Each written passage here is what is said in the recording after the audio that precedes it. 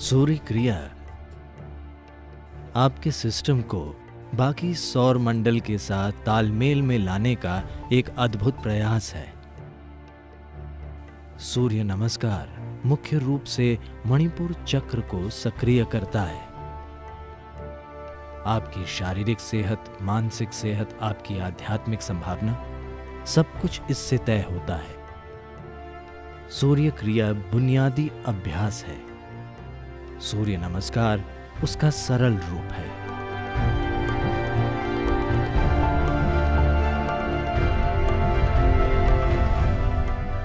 हठ शब्द में ह यानी सूर्य, ठ यानी चांद। सूर्य और चांद के बिना कोई हठ योग नहीं होता। तो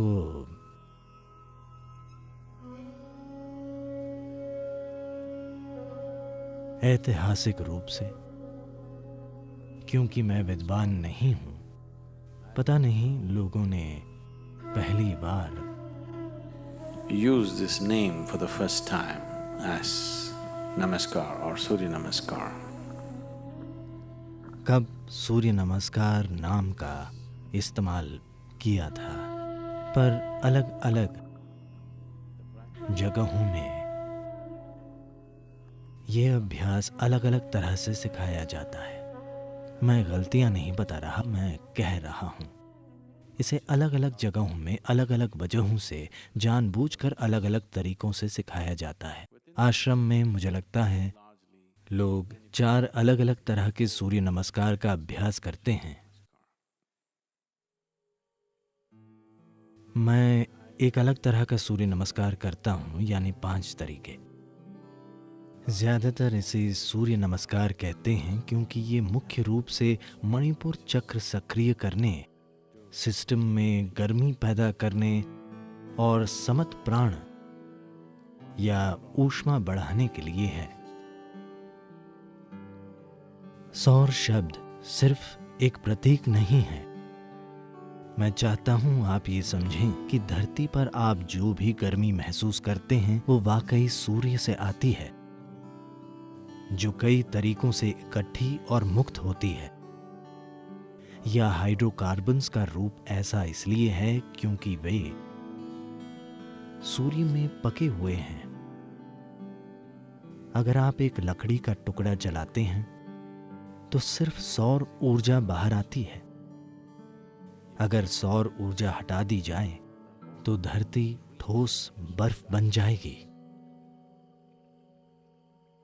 शोध से पता चला है कि 18 घंटों के समय में सारे समुद्र बर्फ बन जाएंगे। अगर सूर्य अभी गायब हो जाए तो परसों सुबह तक सब कुछ ठोस बर्फ होगा, कुछ भी तरल या लिक्विड नहीं बचेगा। तो सब कुछ सौर ऊर्जा से चलता है। शायद आप सोचें कि हम थर्मल या गैस से पावर पैदा कर रहे हैं। नहीं, सब कुछ सौर ऊर्जा से हो रहा है।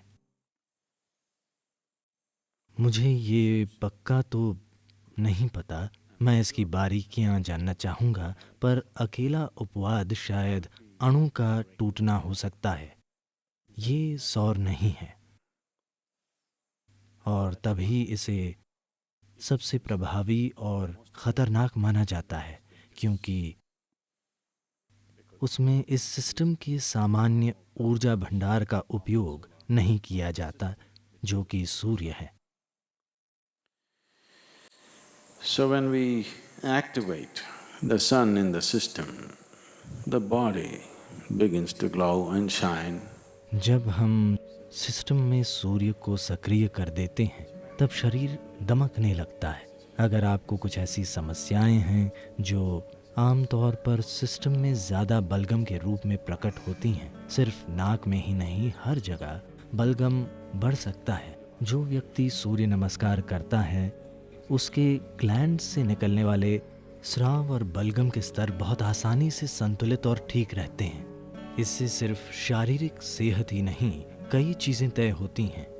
आपकी शारीरिक सेहत, मानसिक सेहत, आध्यात्मिक संभावना सब कुछ इसी से तय होता है कि आप में कितनी सौर ऊर्जा या कहें कि आपकी ग्रंथियों से निकलने वाले स्राव कितने संतुलित हैं। अगर ग्रंथि स्राव थोड़े भी असंतुलित हों तो यहाँ बैठकर सुनना भी बहुत मुश्किल होगा।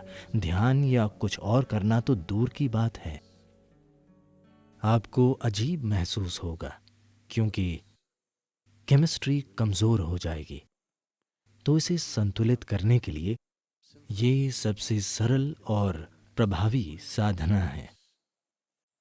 जब हम हठ योगा स्कूल शुरू करेंगे तब हम एक खास तरह का सूर्य संबंधी अभ्यास सिखाएंगे। काफी कुछ सूर्य नमस्कार जैसा, पर उसे सूर्य क्रिया कहते हैं। उसमें खास तरह से सांस लेना और दूसरी चीजें शामिल हैं। सूर्य क्रिया आपके सिस्टम को पूरे सौर मंडल के तालमेल में लाने का एक अद्भुत प्रयास है।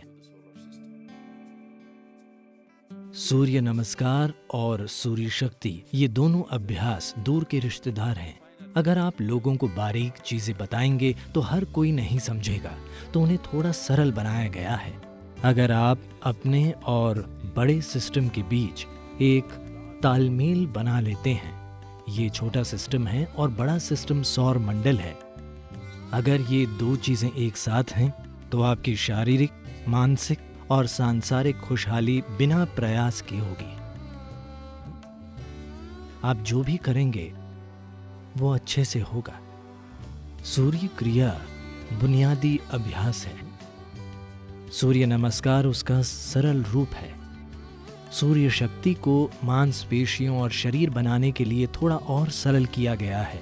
उसकी प्रकृति काफी कसरती है, वो एक पूरी एक्सरसाइज है। उसके लिए कोई उपकरण जरूरी नहीं है। आप किसी होटल के कमरे में हों या जहां भी हों, आप सूर्य नमस्कार या सूर्य शक्ति कीजिए, आप खुद को बिल्कुल फिट पाएंगे।